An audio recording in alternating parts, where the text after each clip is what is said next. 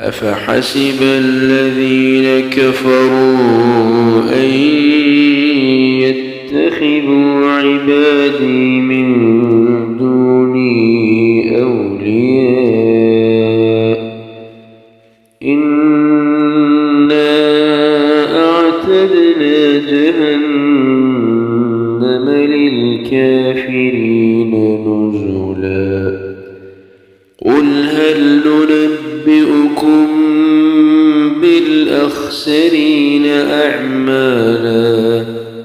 الذين ضل سعيهم في الحياة الدنيا وهم يحسبون أنهم يحسنون صنعا أولئك الذين كفروا بآيات ربهم ولقائه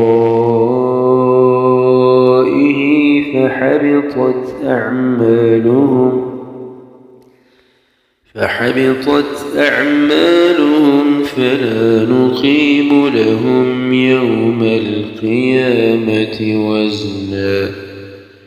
ذلك جزاؤهم جهنم بما كفروا واتخذوا آياتي ورسلي هزوا إن الذين آمنوا وعملوا الصالحات كانت لهم جنات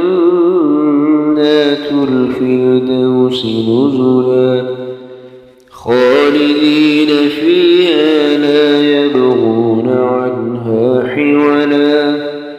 قل لو كان البحر مدادا لكلمات ربي لنفد البحر قبل أن تنفد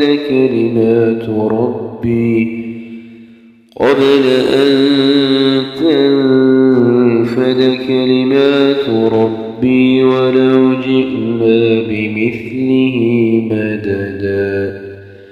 قل إنما أنا بشر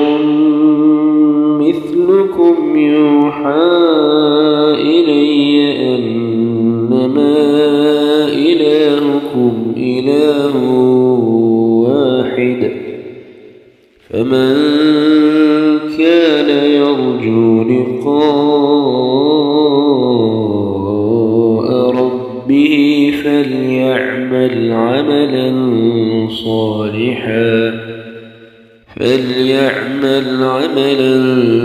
صالحا